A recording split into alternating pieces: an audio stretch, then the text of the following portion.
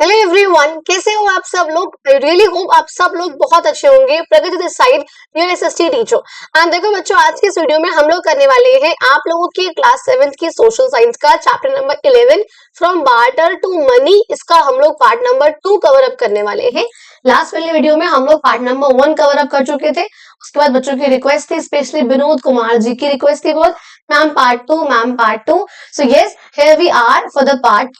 Last वाले video में हम लोग कवर अप कर चुके थे कि भाई मनी का किस तरीके से पैसा आया है। ठीक है, हमने चीज देखी थी कि आखिर पहले बार्टर सिस्टम था। Now what do you mean by barter system? BARTER, क्या मतलब था इसका? जब आप ट्रांजेक्शन कर रहे हो, आप एक्सचेंज कर रहे हो गुड्स का, आपने सीधे सामान के बदले में सामान लिया है, आपने वहां पर पैसों का यूज करा ही नहीं है, उसे हमने कहा था बार्टर सिस्टम। लेकिन उस सिस्टम की वजह से कितनी प्रॉब्लम्स आई थी कि स्टैंडर्ड मेजर नहीं था, कोई ड्यूरेबिलिटी नहीं है, कोई आप उसको रख नहीं सकते हो, लॉन्जेविटी नहीं है, बहुत सारी प्रॉब्लम्स थी। ये सब प्रॉब्लम्स भी हमने डिस्कस करी थी with this case study as well, कि आखिर पैसों की जरूरत क्यों पड़ी थी हमें। अच्छा खासा जब बार्टर सिस्टम चल रहा था, सामान के बदले सामान था, उससे क्या दिक्कतें हो रही थी, हमें एक्चुअल वर्ड्स नहीं पता थे, डिविजिबिलिटी कुछ भी हमें नहीं पता था, उससे काफी प्रॉब्लम्स हो रही थी। That was in the part 1 में हमने ये सब चीजें, कुछ चीजें डिस्कस करी थी। एंड आज हाँ, साथ साथ हमने बेसिक फंक्शंस ऑफ मनी, जो कि बहुत इंपॉर्टेंट था, हमने ये भी डिस्कस किया था कि आखिर जो मनी है उसके फंक्शंस क्या है, उसके काम क्या क्या है, हमने वो चीज भी डिस्कस करी थी, सब देखा था हमने। एंड आज के इस वीडियो में बच्चा हम लोग करने वाले हैं यहाँ से आप लोगों का द जर्नी ऑफ मनी। अगर आप लोगों ने जो प्रीवियस पार्ट रहा है जहाँ पे हमने बाकी इन सब चीजों को डिस्कस किया था, अगर आपने वो नहीं देखा है तो प्लीज मैं कहूंगी पहले आप जाके वो वाला पार्ट देखो, उसके बाद आप लोग पार्ट नंबर 2 पे आना, जहाँ पे हम जर्नी देखेंगे मनी की, कि पहले पैसा कैसा था, फिर पैसा किस तरीके से इवॉल्व हुआ है, किस क्या जर्नी रही है पैसों की, कॉइन्स की, नोट्स की, उसको हम लोग आज के इस वीडियो में डिस्कस करने वाले हैं। तो अब चलिए बिना किस देरी के अपने इस वीडियो की शुरुआत करते हैं। ओके जी, देखो अगर बात करूंगी मैं जर्नी ऑफ मनी की, आखिर पैसों की जर्नी कैसे रही है, क्या रहा है उसके अंदर की। देखो सबसे पहले आप मैं कहूंगी कॉइनेज, हम कॉइन्स की बात करेंगे क्योंकि स्टार्टिंग में हमारे पास कॉइन्स ही हुआ करते थे, सिक्के ही हुआ करते थे। ठीक है जी, कहते हैं जैसा कि आप लोगों को टाइमलाइन, ये आपको बच्चा टाइमलाइन देखो एक बार बुक में, अपनी बुक में देख सकते हो, वरना वीडियो में भी देख सकते हो। हमने कहा भैया बहुत शुरुआत से आपके पास क्या था, बार्टर सिस्टम था, पैसों के सामान के बदले में आप सामान लिया करते थे, और वो यहाँ पर ये लोग कर रहे हैं, ये करते थे। लेकिन जैसे जैसे करके टाइम आगे बढ़ता है, हम देखते हैं 600 BCE। नाउ प्लीज आप लोगों को आई रियली होप की चीजें पता होंगी, बिकॉज मैंने अर्लियर वीडियोस में बहुत बार बताया हुआ है कि BCE क्या होता है, बिफोर कॉमन एरा। क्या होता है ये बिफोर कॉमन एरा? क्रिश्चियन का बर्थ हम मान के चलते हैं कि 1 में हुआ था, उससे पहले का टाइम जो आपका BCE है, और उसके बाद का टाइम जो होता है वो होता है CE, यानी कि कॉमन एरा। तो हम कहते हैं 600 BC। Please remember it was the first time जब कॉइन्स इंट्रोड्यूस हुए थे। अच्छा, एक और चीज जो बुक में नहीं है, वो आपके थे पंच मार्क कॉइन्स। उन जो कॉइन्स को हम बोलते थे बच्चा, वो हम बोलते थे पंच मार्क कॉइन्स। अब इस ये नाम क्यों पड़ा है, what is punch marked coins? पता है, जो पहले कॉइन्स हुआ करते थे बेसिकली कॉपर के या ब्रॉन्ज के इस तरह से बने होते थे। अच्छा, अब उस टाइम पे क्या था कि कोई रेगुलर शेप नहीं है, प्रॉपर गोल नहीं है, कोई ऐसे शेप का है, कोई ऐसे शेप का है, कोई ऐसे शेप का है, मतलब इरेगुलर शेप थी। वो भी बहुत अलग सा एक मेटल होता है, अलॉय सा बनता था। अलॉय का मतलब क्या होता है, जहाँ पे 2 हम 3 मेटल को मिक्स करके कोई चीज बना रहे हैं, उसे हम बोलते हैं अलॉय। वो होता था। अब उसपे क्या है कि एक ना स्टैम्प काइंड ऑफ चीज होती थी, उस स्टैम्प को लिया और उस कॉइन पे ऐसे जाके पंच कर दिया। अब जो भी उस स्टैम्प के पीछे छपा हुआ था ना, वो इस पे पंच हो जाता था, इस पे मार्क आ गया उस चीज का। इन कॉइन्स को हम बोलते थे पंच मार्क कॉइन्स, इसलिए इसका नाम ये पड़ता था। तो ये पहले की जो सबसे फर्स्ट कॉइन आए थे वो ये वाले आए थे। उसी की यहाँ पर बात कर रहे हैं कि अब इसका कॉइन्स का सिस्टम बाद में धीरे धीरे करके शुरू हो गया था। फिर आयरन के, सिल्वर के, कॉपर के, गोल्ड के, सबके कॉइन्स आने शुरू हो गए थे। अच्छा, हमने ये भी देखा था कि पैसों से पहले काउरी शेल्स को, कैटल्स को, इन सबको इस्तेमाल हम मनी के रूप में करते थे, यानी कि इससे पहले की बात हो रही है कि हम इसको भी मानते थे। हमने लास्ट क्लास में डिस्कस की थी ये चीजों को, जो काउरी शेल्स होते हैं, कैटल्स होते हैं, शीप, गॉट वगैरह, हम इनको भी पैसों का ही एक फॉर्म, अर्लीस्ट फॉर्म हम इनको मानते थे। लेकिन बाद में हमें कॉइन्स की जरूरत तो बच्चा पड़ी ही गई। उसके बाद देखोगे आप 1861 में आप आगे चलोगे ना, अब 1861 की बात कर रहे हैं बच्चा, तो 1861 में आपका क्या हुआ कि पहली बार आपके यहाँ पर पेपर के नोट्स आए। क्या आए? पेपर मनी आया था, पेपर के नोट्स आने शुरू हो गए थे। जो आज है वैसे वाले नोट नहीं थे कि भैया 5 रुपए का 10 रुपए का, वहां पे अलग प्रकार के उस टाइम पे नोट्स आया करते थे, सेम ऐसे नहीं थे। फिर आप देखोगे 1980 में कार्ड का सिस्टम आया, डिजिटल कार्ड, जो डिजिटल मनी होता है आपका, डेबिट कार्ड, क्रेडिट कार्ड, ये सब आया था। एंड 2016 से तो भैया आपको पता है ये यूपीआई वगैरह उसके बाद धीरे धीरे करके शुरू हमारा हो गया था। व्हाट इज यूपीआई बच्चा? Unified payment interface. I hope आपको पता होगा। बहुत सारे आप लोग देखते हो घरों में लोग पेटीएम खोलते हैं और क्यूआर कोड होता है, स्कैन कराओ, पे कर दिया, कि पैसे वैसे क्या लेके चलने, हर जगह फिजिकल फॉर्म, चोरी भी होने का डर नहीं है। आराम से फोन लिया, क्यूआर, पेटीएम खोला, फोन पे खोला, गूगल पे खोला, अमेजोन पे खोला, कोई सा भी पे खोला, पेमेंट करके आ गए घर, टेंशन नहीं है कोई। तो ये जो है कुछ चीजें हुआ करती है, मतलब इस तरह से इवोल्यूशन जो है पैसों का वो इस तरीके से हुआ है। तो आपको एक ब्रॉड टाइमलाइन आपको दे दी गई। अब जरा हम लोग अपना पढ़ना शुरू करते हैं। कहते हैं coins were among the earliest forms of money. बता चुकी हूँ, सबसे पहला जो है, उससे पहले भी क्या था, काउरी शेल्स वगैरह थे, लेकिन कॉइन्स जो है पैसों का फॉर्म यहाँ पर आए धीरे धीरे करके। उस टाइम पे कहते हैं rulers would issue coins that were used by citizens of their respective kingdom for transaction। कहते हैं यहाँ पे, अच्छा आपको पता है इस समय में हमारे इंडिया में राजा महाराजा वगैरह राज कर रहे थे। आप लोगों ने जो चैप्टर नंबर 3, 4, 5 उसमें पढ़ा है महाजनपद वगैरह के बारे में। आई होप आपको याद होंगी वो चीजें कि जनपद और महाजनपद हुआ करते थे, अलग अलग बहुत बड़े बड़े किंगडम्स हुआ करते थे। तो कह रहे हैं उस टाइम पे जो राजा हुआ करते थे, रूलर्स वगैरह, वही लोग अपने सिटीजन्स के लिए, कि वो लोग को जो ट्रांजैक्शन करना है, यानी कि जो उनको ट्रेड करना है, बाय सेल करना है, उसके लिए वो लोग उन कॉइन्स का इस्तेमाल कर सके जो कि उसके किंगडम के रहने वाले सिटीजन्स है। तो उस टाइम पे पता है क्या होता था कि हर एक रूलर का, राजा के अपने अलग अलग कॉइन्स वगैरह हुआ करते थे। एक राजा यहाँ पर है तो उसका अलग, अवध के राजा का, अगर आप कन्नौज में जाओगे तो वहां पे अलग होगा, सबके इस प्रकार से अलग अलग हुआ करते थे। तो कहते हैं different kingdoms would have their own coinage. सबके अपने अपने कॉइन्स हुआ करते थे। मैंने बताया अगर आप किसी महाजनपद, महाजनपद आपको पता है बड़े बड़े किंगडम्स, हमने कहा था 16 आपके महाजनपद थे। इसमें से आप जिसके भी यहाँ जाओगे ना, आप कन्नौज जा रहे हो, आप पाटलिपुत्र, तो कहीं भी एग्जाम्पल दे रही हूँ, आप कहीं भी जाओगे ना, अवंती, कहीं भी, सबके जो है क्या होगा कि जो आपके कॉइन्स होंगे वो अलग अलग होंगे, बिकॉज हर एक रूलर की मान्यता अलग अलग है, उसका जो चिन्ह था, जो सिंबल था वो अलग अलग था। अपने कॉइन्स पे वो लोग अपने अपने अकॉर्डिंग चिन्ह को छपवाते थे, सबके अलग अलग होते थे।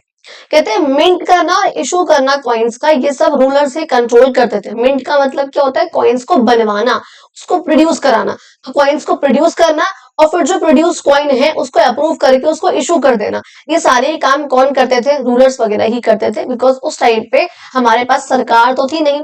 ओवर टाइम धीरे धीरे करके क्या हुआ कि जो कॉइन्स थे पावरफुल रूलर्स के, अच्छा आप देखो, अब जो रूलर पावरफुल है, ठीक है, उसके कॉइन्स ना बाकी छोटे छोटे से किंगडम्स ने भी एक्सेप्ट करने शुरू कर दिए अपने राज्य में ट्रांजैक्शन कराने के लिए। उन्होंने कहा हम अपने इशू नहीं कर रहे हैं, इसका कॉइन है, ये बढ़िया कॉइन है, इसको सब मानते हैं, तो हम अपने आप भी यही कॉइन चलवा देते हैं। क्योंकि इस थोड़ा सा, या तो ये मान लो कि थोड़ा बहुत प्रेशर हुआ करता था इस चीज का, कुछ भी था चीजें, तो वो चीज यहाँ पर जो है काफी होती थी, और जिसकी वजह से अलग अलग रीजन्स में ट्रेड पहुंचने लग गया था। उस एक कॉइन के थ्रू अलग अलग रीजन में ट्रेड हो रहा है, buying and selling, import and export, कि इस शहर से उस शहर में, उस शहर से इस शहर में, तो इस तरीके से भी जो सामान है उसका आना जाना लगा रहता। ये रही आपको ये वाली बात कि किस तरीके से कॉइन्स आते हैं। कहते हैं कॉइन्स जो है वो बहुत प्रीशियस मेटल्स के बनते हैं, आपको पता है गोल्ड, सिल्वर, कॉपर, इन सब के बनते थे, या तो फिर इनके अलॉयज के बनते थे। अलॉयज का मतलब क्या होता है, जब हम कुछ मेटल्स को, 2, 3, 4 मेटल्स को हम कंबाइन कर लेते हैं, उससे जो मटेरियल बन के निकलता है कंबाइन करने से मेटल्स के, उसे हम बोलते हैं अलॉयज। कहते हैं दे वर कॉल्ड कर्शपनास, उन्हें हम कर्शपंस या कर्शपनास बोलते थे, या पानास या पनास बोलते थे, जिनके ऊपर अलग अलग सिंबल्स पंच होते थे, जिसे हम रूपास भी कहते थे इन पंच मार्क कॉइन्स को। क्लियर हो गई थोड़ी सी ये वाली बात आप लोगों को? अच्छा, तो कहते हैं अलॉयज जो थे सिल्वर के, कॉपर के, इन सबको हम इस्तेमाल करते थे कॉइन्स बनाने के लिए, कॉइन्स को मिंट यानी कि प्रोड्यूस करने के लिए। जो हम आज भी कॉइन्स यूज करते हैं उसमें भी ये वाली चीजें हैं, वो भी अलॉय ही है, कुछ मेटल्स का कॉम्बिनेशन है, पर उसमें आयरन का कंटेंट भी काफी पाया जाता है। साथ साथ उन कॉइन्स के अंदर क्रोमियम, सिलिकॉन, कार्बन, ये भी छोटे मोटे कुछ प्रोपोर्शंस में आपको ये भी देखने को मिलता है। यानी कि सिंपल से भाषा में अलॉयज क्या हुआ जहाँ पे मेटल का कॉम्बिनेशन है, 2 हो, 3 हो, 4 हो, 5 हो, कुछ भी यहाँ पर वो हो सकता है। अब देखो यहाँ पे आपको बच्चा कॉइन्स के बारे में ना एक चीज बताई जाएगी। जब भी हम लोग बचपन में कोई गेम खेलते थे, हम लोग ऐसे करते थे कि हेड या टेल, कॉइन्स को उछाला और हेड आया या टेल आया, हेड आया तो तुम्हारी टर्न, टेल आया तो हमारी टर्न, ऐसे हम खेलते थे ना। कहते हैं उस हेड वाले जो ऊपर का पार्ट था, जिसपे वो रुपी का छपा हुआ है कि 2 रुपए का सिक्का है, 1 रुपए का सिक्का है, 5 रुपए का सिक्का है, 10 रुपए का सिक्का है, जिसपे वो लिखा होता था ना, उसे हम बोलते थे हेड साइड। क्या था वो? Head side. और इसे हम लोग बोलते हैं आपका ऑब्वर्स।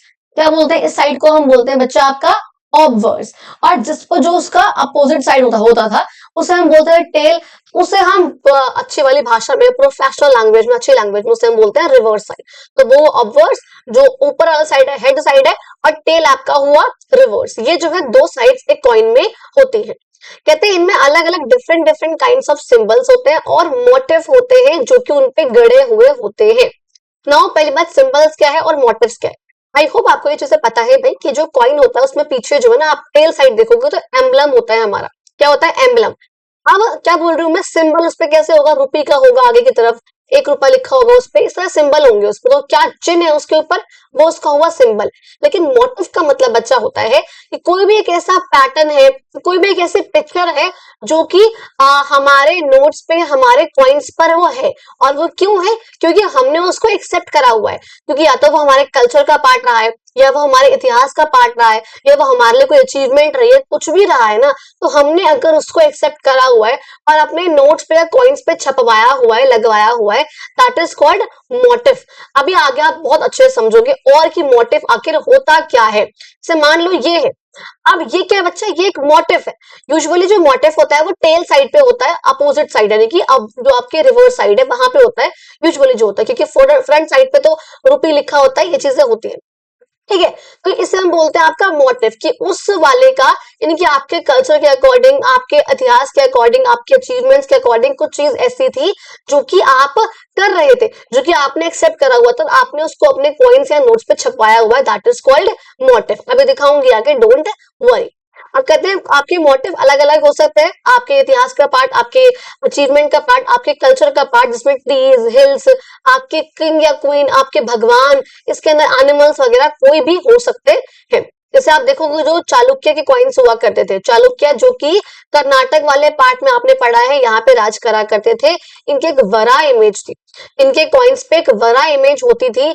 नाउ वैसे तो आपको पता होंगे ये सब चीजें, जो वरा थे वो विष्णु जी के अवतार थे। कौन थे? विष्णु जी के। और उन्होंने इस चीज को, एक सेकेंड, cool. ये आपको याद है, ये विष्णु जी के अवतार थे। इन्होंने, जो चालुक्य थे, चालुक्य ने इन्हीं को अपने कॉइन्स के ऊपर छपवा रखा था, अपने कॉइन्स के ऊपर उन्होंने इसको छपवा रखा था। यहाँ पे देख रहे हो आप लोग, ये वाले, ये चालुक्य ने अपने कॉइन्स के ऊपर इनको मोटिव, इनको एंग्रेव करा रखा था, क्योंकि वो इनको बहुत मानते थे। और दूसरे साइड उनका पैरासोल था, मतलब बेसिकली एम्ब्रेला टाइप का स्ट्रक्चर, एक इसके ऊपर, इसके ऊपर, इसके ऊपर, इस तरीके से वो यहाँ पर चालुक्य के कॉइन्स में हुआ करता था। आप यहाँ पे देख रहे हो चोलास का यहाँ पर सिल्वर कॉइन है, ये चोलास का। आपको याद है वो चोलास, चेरास, पांड्यास, वो याद है ना आपको अच्छे से? तो जो आपके सदर्न किंगडम वाले पार्ट में हुआ करते थे, तो ये उनका सिल्वर का कॉइन हुआ करता था, जिसमें वो चोलास का एम्बलम दिखाते थे। अब ये कौन सा, अगर आप लोग नहीं पहचान पा रहे हो तो वो दिखा देती हूँ आपको, ये वाला, ये जो आपको यहाँ पर पिक्चर दिखा रखी है, शायद ये क्लियर नहीं हो पा रहा होगा, लेकिन ये एग्जैक्ट में, एक्चुअल में ये वाली पिक्चर है जो कि वहां पर उस टाइप से दिखा रखी है, जो कि बहुत ज्यादा क्लियर शायद नहीं हो रही होगी। क्लियर हुआ? तो आपको कुछ कॉइन्स का मैंने यहाँ पर ये दिखा रखा है, इस तरीके से यहाँ पर ये छपे होते थे। कहते हैं the use of coinage helped boost India's maritime trade with the world. जो हमने कॉइन्स का इस्तेमाल करना शुरू किया था ना, इससे इंडिया के पूरे वर्ल्ड के साथ पानी से होकर गुजरने वाले, बिकॉज हर, जरूरी नहीं है कि हर एक कंट्री तक जो हमारा इंडिया है वो लैंड के सहारे पहुंच सके। आप सोचो अगर इंडिया को यूएसए तक पहुंचना है तो बीच में तो ओशन आएगा ही आएगा ना, अटलांटिक ओशन, कहीं से भी पहुंचो ओशन तो बीच में आएगा। तो इंडिया को अगर यूएस से ट्रेड करना होगा तो जाहिर सी बात है उसे उस पानी से निकल कर ही ट्रेड करना होगा, यानी कि मैरीटाइम ट्रेड, जो पानी के साथ, पानी से गुजरकर ट्रेड हो रहा है, तो वो करने में भी कॉइन्स ने काफी हेल्प करी थी। और हमें इसके एग्जाम, क्योंकि हमें केरला में, तमिलनाडु में ये सब चीजें हमें देखने को मिली है कि बाहर के कॉइन्स हमारे यहाँ पे थे, हमारे कॉइन्स बाहरी रोमन कंट्रीज में, अलग अलग कंट्रीज में हुआ करते थे। तो उसको हमको पता चलता है कि जो ट्रेडिंग एक्टिविटीज थी वो हमारे साउथ वाले इंडिया से पूरे ही वर्ल्ड के डिफरेंट डिफरेंट पार्ट्स में हो रही थी। ठीक है जी। आप देखो यहाँ पे आपको सिंपल सा कुछ बता रखा था कि हाँ जी क्या क्या चीजें हैं, एक अन्ना किसके बराबर होता है, इस तरीके से आपको बता रखा था। कहते हैं एक अन्ना 1/6 पार्ट था एक रुपी का, यानी कि एक रुपया यहाँ पर जितना होगा ना, जितनी वैल्यू, उसको आप 60 से डिवाइड कर दोगे ना, तब आपका जो एक अन्ना बनेगा। मतलब वो इतनी छोटी वैल्यू हुआ करती थी। आप 1947 में अगर आपके पास एक अन्ना था तो आप पूरे एक दर्जन बनाना ले सकते हो। इस तरीके से इसकी वैल्यू हुआ करती थी। आपको यहाँ पर एक कुछ चीजें दिखा रखी है, देखो डिफरेंट डिफरेंट साइजेस के और डिफरेंट डिफरेंट इवन स्ट्रक्चर के आपको यहाँ पर अलग अलग कॉइन्स यहाँ पे आपको देखने को मिल रहे हैं। एक हाफ, क्वार्टर अन्ना, एक अन्ना और एक पैसा, कितने जो है इसकी वैल्यूज वगैरह और कितना इसका स्ट्रक्चर जो है डिफरेंट हुआ करता था। अब देखो आपने अपने कॉइन, जब हम अपना जब रुपी बनाते हैं, हिंदी में हम रुपी लिखते हैं ऐसे और इंग्लिश में हम रुपी लिखते हैं आपका इस तरीके से। थोड़ा सा अगर स्ट्रक्चर गड़बड़ हो रहा हो समझ जाना, ठीक है। इस तरीके से हम बनाते हैं। कहते हैं ये जो साइन है ना हमारा, ये वाला साइन, इसको अडॉप्ट कराया गया था गवर्नमेंट ऑफ इंडिया के द्वारा 2010 में। इसको गवर्नमेंट ने एक्सेप्ट किया था, इसको अप्रूव किया था, इसको अडॉप्ट किया था बेसिकली 2010 में। याद रखना एमसीक्यू बेसिस, हालांकि वीडियो आएंगे अलग से, लेकिन फिर भी आप प्रोसेस को याद रखना कि हाँ ये क्वेश्चन यहाँ से बहुत इंपॉर्टेंट है जो कि बन सकता है। इसको उदय कुमार जी ने, जो कि आईआईटी से थे, आईआईटी बॉम्बे से वो थे, उन्होंने इसको डिजाइन करा था। और इस सिंबल में आप देख रहे हो देवनागरी हम जिस तरीके से लिखते हैं ना RA, और रोमन हम जिस तरीके से लिखते हैं R, इन दोनों का ही यहाँ पर कॉम्बिनेशन यहाँ पे दिखा रखा है। इसका मिक्स यहाँ पर हमने इस्तेमाल करा हुआ है। इसमें हम देख रहे हैं 2 हॉरिजॉन्टल लाइंस है। अच्छा, आपको इन लाइंस को देख के हल्का और फ्लैग याद आता है अपना, कि फ्लैग हमारा कैसे होता है, बेसिकली इस तरीके से होता है ना, हमारा फ्लैग इस तरीके से होता है। तो कहते हैं आपको इसको देख के अपना फ्लैग याद आ रहा है कहीं ना कहीं से, तो बेसिकली यहाँ पर इसको डिनोट करा हुआ है, हमारे फ्लैग को दर्शाने के लिए भी ये चीज कही जाती है। ठीक है, तो जो कि हमारे फ्लैग को दिखा रहा है, ऑल्सो इक्वल टू का साइन भी है कि हमारा फ्लैग जो है वो इस तरीके से है। अब आपको ये दिख रही है, अब देखो इस पे, देखो ये 1 रुपया है, ये 5 रुपए है, ये 2 रुपए है, ये 20 रुपए है, ये 10 रुपए है। अब ये जो यहाँ पे अलग अलग अमाउंट लिखी है ना कि इसकी वैल्यू कितनी है, इस अमाउंट को बताएं क्या बोलते हैं बच्चा, इसे हम बोलते हैं डिनोमिनेशन। मैंने पहले बताया हुआ है शायद लास्ट वीडियो में, बट फिर भी याद रखना, इसे हम बोलते हैं डिनोमिनेशन, कि जो उस कॉइन की या पेपर नोट की जो भी है, जो उसकी वैल्यू है ना, उसे हम बोलते हैं डिनोमिनेशन। 1 रुपया, 2 रुपए, 10 रुपए, 1000 रुपए, 500 रुपए, 50 रुपए, हालांकि नोट्स में आ जाएगा, लेकिन फिर भी जो उसकी जो वैल्यू है उसे हम बोलेंगे क्या, डिनोमिनेशन। जो इस पे अमाउंट छपा हुआ है बेसिकली वो हुआ डिनोमिनेशन। कहते हैं कॉइन एक ऐसा कॉइन, वो कॉइन जिसमें ये मार्क करा हुआ है कि अब बेसिकली 21 में आया था ये कॉइन, जहां पे हमने देखा था कि हमारे आजादी को 75 साल हो चुके हैं, उसके अंदर ये चीजें मेंशन करी गई थी 75, और इस तरीके से 20 रुपए का कॉइन, कुछ इस टाइप के कॉइन्स भी जो है हमारे पास आए थे। ये चीजें आपको बताई हुई है। कहते हैं while the barter system use non metallic money as discussed, अब हमने देखा था कि बार्टर सिस्टम में नॉन मेटालिक मनी था, कि मेटल से बना हुआ पैसा नहीं था, बल्कि एक्सचेंज था यहाँ पर गुड्स का। या इवन बाद में हमने देखा अगर काउरी शेल्स वगैरह भी आ गए, कैटल आ गया, तो वो सब नॉन मेटल से बने हुए सिस्टम है जिससे हम एक्सचेंज कर रहे थे। लेकिन मेटालिक मनी ने हमें मनी की और अलग अलग फॉर्म्स दे दी। इन मेटल में please remember gold, copper, silver and आपका different different kinds of alloy का इस्तेमाल करा जाता था। ओके जी, and this was about your coinage system, कि आखिर कॉइन्स का इवोल्यूशन कैसे कैसे हुआ है। आई होप आपको सब चीज समझ में आ गई होंगी। अगर हम नेक्स्ट बात करेंगे आपके पेपर मनी की, जो आपके पेपर के नोट्स होते हैं, अगर उसकी बात करूं, कहते हैं as you may have imagine it became difficult to carry a large number of coins. आप सोचो, अगर मान लो आपको कोई बड़ी चीज लेनी है, आपको कोई अच्छी खास चीज बाय करनी है, आई थिंक कहीं पे इसमें एग्जाम्पल था,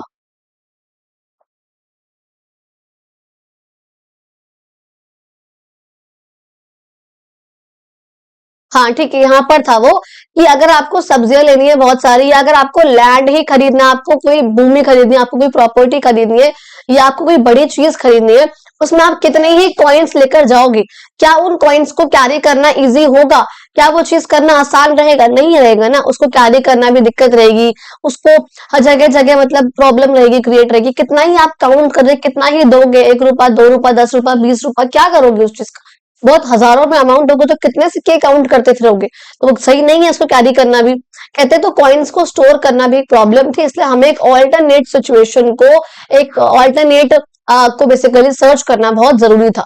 और वो हमारा ऑल्टरनेट निकल के आता है क्या, आपका पेपर मनी यानी कि पेपर करेंसी जैसे हम बोलते हैं, जो कि पहली बार कहते हैं कि चाइना में आई थी एंड बाद में इंडिया में आ गई थी 18th सेंचुरी में अंदर।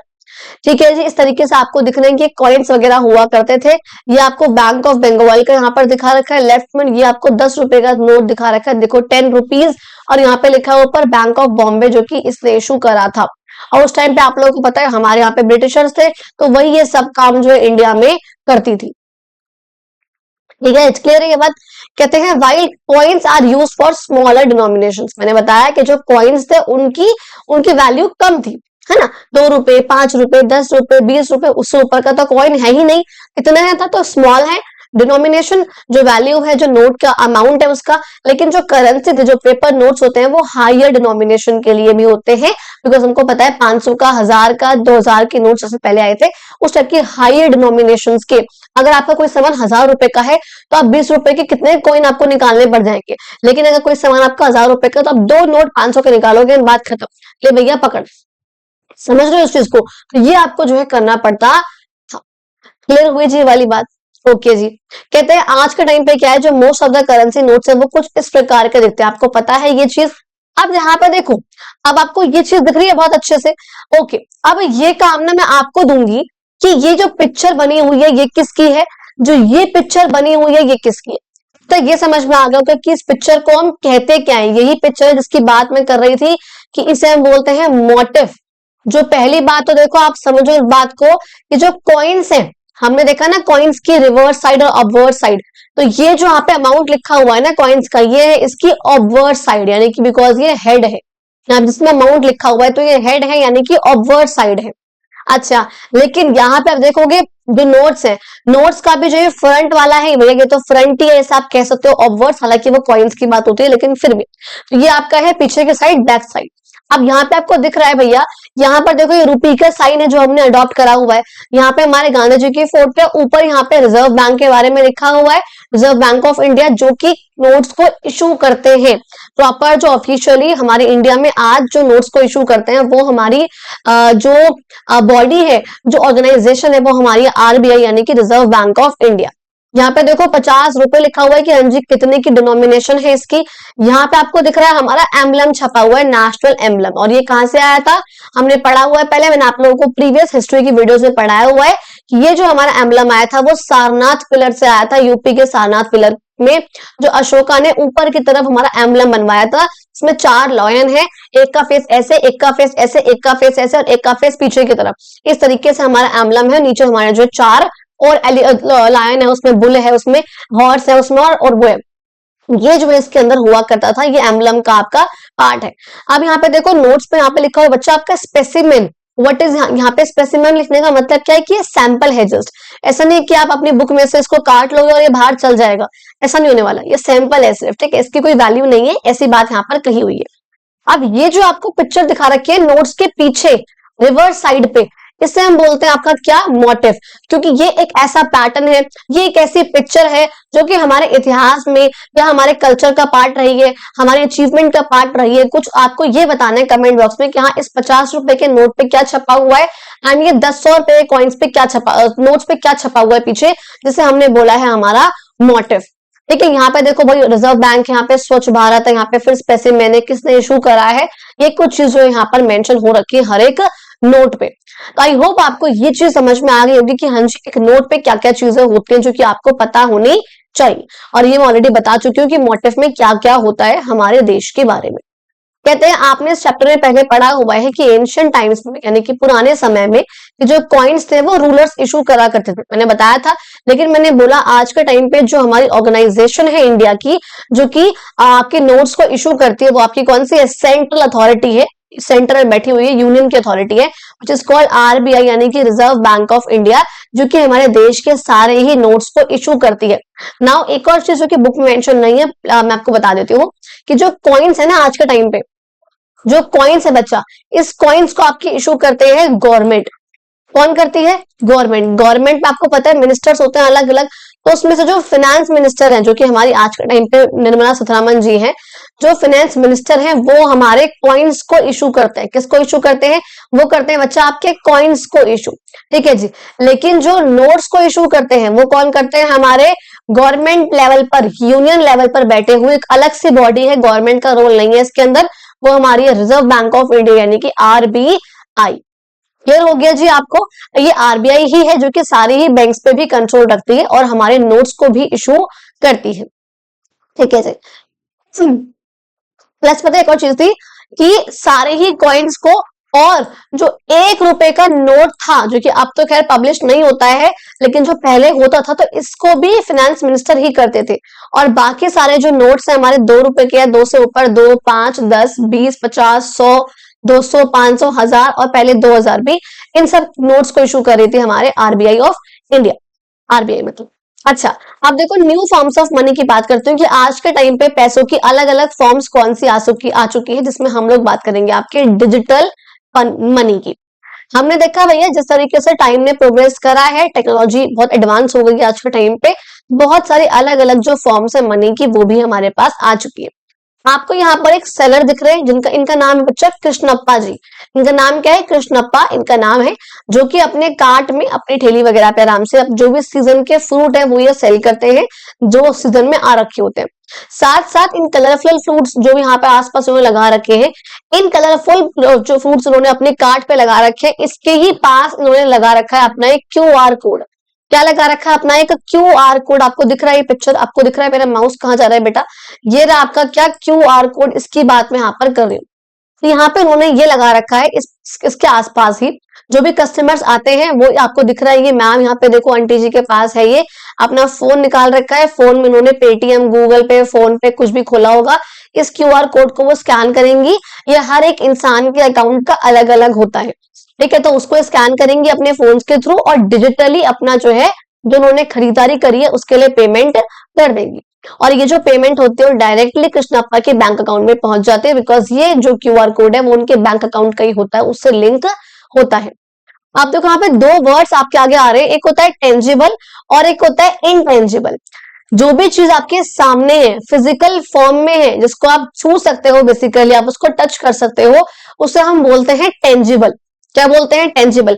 मेरे पास माउस है, मेरे पास नोट है, मेरे पास कॉइन है, कुछ भी है, इसको ऐसे टच कर सकती हूँ और उसको छू सकती हूँ, तो वो है टेंजिबल। लेकिन अगर मैं ऑनलाइन पेमेंट कर रही हूँ, तो क्या मैं उस ऑनलाइन मनी को छू सकती हूँ?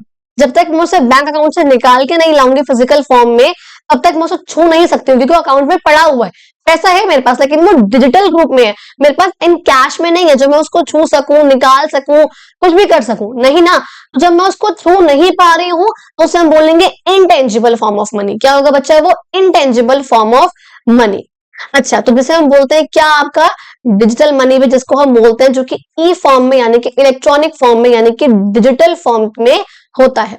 आपने कभी ऑब्जर्व करा है कि आसपास के जो लोग होते हैं बिना कॉइन्स के, बिना नोट्स के पेमेंट कर रहे होते हैं? सामान लिया, फोन निकाला, पे करा और चल दिए। आप कहोगे अच्छा मैं तो यहाँ पे नोट दे रहा हूँ, इन भैया ने दिया ही नहीं नोट कोई, तो क्यों नहीं दिया? क्योंकि उन्होंने ऑनलाइन पेमेंट कर दी, ठीक है? क्यूआर कोड के थ्रू उन्होंने पेमेंट कर दिया, फोन निकाला, क्यूआर कोड उसमें स्कैन करा या नंबर डाला और पेमेंट कर दिया, 10 रुपए, 20 रुपए, 100 रुपए, 1000 रुपए, जितना भी करना है। कहते हैं अलग अलग आज के टाइम पे पेमेंट के मेथड्स हो चुके हैं, डेबिट कार्ड है, क्रेडिट कार्ड है, नेट बैंकिंग है, जहां पे आप एक बैंक का नंबर, बैंक का अकाउंट नंबर डालते हो, बैंक का आईएफएससी कोड डालते हो, कुछ भी डालते हो, आप उसको जो पेमेंट करते हो उसे हम बोलते हैं नेट बैंकिंग। आपने एक चीज देखी होगी आज के टाइम पे क्या चल रहा है, जो स्कूल्स वगैरह होते हैं ना, तो ये स्कूल्स में भी ये चीजें होती है, या तो एक तरफ लगा हुआ है क्यूआर कोड, आप इसको स्कैन करो और डायरेक्टली पेमेंट कर दो। अगर आप लोग अभी पेमेंट वगैरह पेटीएम यूज नहीं करते हो, तो यहाँ पे उस स्कूल का आईएफएससी कोड लिखा होता है, उस स्कूल का आपको अकाउंट का नंबर लिखा होता है, आपका सब कुछ मेंशन होता है। आप इसमें से सब कुछ नोट डाउन करो, अपने अकाउंट, अपने बैंक में जाओ, मतलब बेसिकली फोन खोलो और नेट बैंकिंग कर दो, अकाउंट का नंबर डालो, आईएफएससी कोड डालो, इतने लंबा लंबा सब कुछ करो, उसके बाद आप लोग पेमेंट कर दो। और ये नहीं करना तो सबसे बढ़िया मेथड है यहाँ पे हमारे पास क्यूआर का, ठीक है जी। इसको भी हम ट्रांजेक्शन करने के लिए यहाँ पे यूज करते हैं, इसी क्यूआर को हम लोग बोलते हैं आपका यूपीआई, ठीक है जी। कहते हैं इन सब माध्यम से क्या हो सकता है, जो पैसा है वो डायरेक्टली ट्रांसफर हो सकता है एक पर्सन के बैंक अकाउंट से दूसरे पर्सन के बैंक अकाउंट में। समझ में आ गया जी। एक बार जरा हम लोग बिफोर भी मूव ऑन कर लेते हैं, इससे पहले हम आगे बढ़े नेक्स्ट चैप्टर का पार्ट नंबर 2 करें, इससे पहले यहाँ पे देख लेते हैं। कहते हैं बार्टर सिस्टम आप लोगों को पता है बहुत पहले से था, जब पैसा आया भी नहीं था उससे पहले बार्टर सिस्टम था, जहां पे हम अलग अलग कॉमोडिटीज का यहाँ पर हम एक्सचेंज वगैरह करते थे।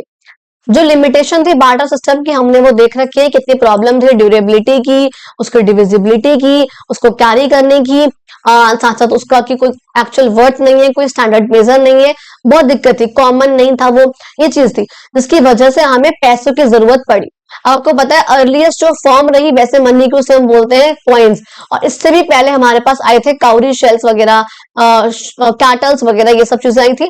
इन कॉइन्स में भी अलग अलग प्रकार के कॉइन्स हमने देखे थे स्टार्टिंग में, वो कॉइन जो कि रूलर्स वगैरह ने इशू करते थे अपने अपने उसके अकॉर्डिंग, जो कि हमको पता है अलग अलग metal silver bronze copper gold in सब के बने होते थे, या फिर इनके अलॉयज वगैरह हुआ करते थे।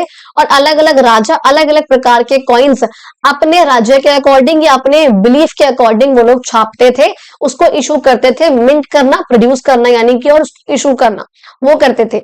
आप चाहे उसमें चालुक्य कॉइन्स देख लो जिसमें हाँ वराह अवतार थे उनके, और चाहे आप चोलास का कॉइन देख लो जहां पर उन्होंने अलग से लॉयन वगैरह का उन्होंने वो कर, टाइगर के एम्बलम था तो वो उन्होंने कर रखा। सबके अलग अलग कॉइन्स वगैरह हर एक राजा के हर एक किंगडम के हुआ करते थे। उसके बाद कॉइन्स वगैरह आए, कॉइन्स में इवोल्यूशन हुआ धीरे धीरे करके, गवर्नमेंट वगैरह आई तो उसने जो है अलग अलग कॉइन्स यहाँ पे फिक्स डिनोमिनेशन के अलग अलग यहाँ पे जो है एम्बलम के साथ पीछे हेड टेल, हेड आपका हुआ ऑब्वर्ड साइड जहाँ पे डिनोमिनेशन लिखा है 1 रुपया है 2 रुपया है जो भी है, एंड पीछे की तरफ जो कि उसकी रिवर्स साइड है जो टेल है वहां पे एम्बलम वगैरह छपाया हुआ था। जब उनको दिखा भैया कॉइन्स में भी कोई प्रॉब्लम है, कॉइन्स भी हम बहुत सारे कॉइन्स कैरी नहीं कर सकते हैं, दिक्कत वाली बात है, तब वो लोग 1861 के अराउंड वो लोग लेकर आए थे हमारे पेपर नोट्स वाली करेंसी। नोट्स को लेकर आए थे, पहले अलग प्रकार के नोट्स हुआ करते थे, बाद में हमारे एक अलग नोट जो है बन गए। हर एक नोट में जो है फ्रंट साइड पे डिनोमिनेशन लिखी होती है, महात्मा गांधी की फोटो, एम्बलम, यहाँ पे रिजर्व बैंक वगैरह मेंशन होता है, एंड जो उसकी रिवर्स साइड है यानी कि जो अपोजिट तरफ है उसका नोट का, उसके अंदर यहाँ पे आपने देखा है कॉर्नर में यहाँ पर समवेयर मोटिव बना होता है। मोटिव यानी कोई एक पैटर्न हो गया, कोई एक पिक्चर हो गई जो कि हमारे कंट्री का हिस्ट्री, हमारे कंट्री का कल्चर, उसके अचीवमेंट को दर्शाता है। ये जो हमारे प्रॉपर एक ओवरव्यू मैंने आप लोगों को चैप्टर का भी यहाँ पर दे दिया है, और बाद में हमने देखा किस तरीके से इन नोट्स के बाद आज के टाइम पे हमारे पास क्यूआर कोड है, हमारे पास नेट बैंकिंग है, और बहुत समय से हमारे पास डिजिटल कार्ड्स यानी कि डेबिट कार्ड्स और क्रेडिट कार्ड जो है हमारे पास है। बहुत लॉन्ग टर्म से ये चीज हमारे पास है जिससे हम आराम से कहीं पर भी बैठकर क्यूआर कोड के थ्रू पेमेंट कर सकते हैं बिना इस फिजिकल मनी का इस्तेमाल करें। Physical money which is called tangible, and जो आपका डिजिटल पेमेंट कर रहे हैं हम, जो डिजिटल पैसा है, दिस इज कॉल्ड आपका intangible form of money. Clear हो गया जी, and that was whole of your chapter. I really hope आप लोगों को वीडियो अच्छी लगी हो, आई होप आप लोगों को समझ में आया हो, एंड अगर कोई भी डाउट हो please let me know in the comment section. कोई दिक्कत हो आप लोग मुझे इंस्टाग्राम पे फॉलो कर सकते हो, Pragati Agarwal official is my official account, मैं नीचे डिस्क्रिप्शन में डाल दूंगी बेशक अपने इंस्टाग्राम का लिंक भी, आप जाओ फॉलो करो, वहां भी कोई क्वेश्चन होगा यहाँ पे रिप्लाई ना कर पाऊं, कई बार कमेंट बॉक्स बहुत ज्यादा हो जाता है तो मैं रिप्लाई नहीं कर पाती हूँ। अभी तो खैर कॉन्टिन्यूसली कर रही हूँ लेकिन जब बहुत ज्यादा काम हो जाता है कुछ भी होता है तो मैं बहुत दिन तक रिप्लाई नहीं कर पाती हूँ। वहां पे अगर बच्चों का डीएम आता है तो फिर मैं वहां रिप्लाई कर देती हूँ। तो अगर ऐसा कुछ हो तो आप लोग जाओ वहां पे मुझे फॉलो करो, वहां डीएम करो, बाकी आप लोग वरना कमेंट सेक्शन आप लोग के लिए ऑलवेज ओपन है, हम मुझसे जो क्वेश्चन चाहो आप लोग मुझसे पूछ सकते हो, एंड अगर कोई अलग वीडियो चाहिए तो आप लोग वो मुझे कमेंट बॉक्स में आराम से बता सकते हो। And thank you so much, और ऑल्सो यस आपका 7th क्लास का मैं सैंपल पेपर कल या परसों तक अपलोड हो जाएगा, जो कि डीओई की ऑफिशियल वेबसाइट पे आपका प्रैक्टिस पेपर, उस पर लिखा है सिर्फ मिड टर्म, लेकिन वो मिड टर्म का नहीं है, उसके अंदर बहुत सारे क्वेश्चन उसके चैप्टर नंबर 10 के 11 के मतलब बहुत कुछ उसके अंदर एक्स्ट्रा पूछ रखा है, 1 से लेकर के 11-12 तक के चैप्टर का पूरी बुक उसके अंदर कवर अप हो जाती है। उसकी वीडियो कल या परसों में होप से मैं ले आऊंगी। तब तक के लिए आप लोग चैनल को सब्सक्राइब कर दो अगर अभी तक नहीं किया है तो, ताकि आपके पास उस वाली वीडियो की नोटिफिकेशन या जो नेक्स्ट वीडियोस आने वाली है सबकी नोटिफिकेशन फटाफट से आ सके। लाइक कर दो, वीडियो को अच्छी लगी हो तो कमेंट करना, शेयर करना अपने फ्रेंड्स तक, सब तक इस पार्ट को पहुंचाओ, एंड जल्द से जल्द प्लीज मैं चाहती हूँ आप लोग इस चैनल के सब्सक्राइबर्स बढ़ा दो। थैंक यू सो मच, मिलते हैं अपनी अगली वीडियो में।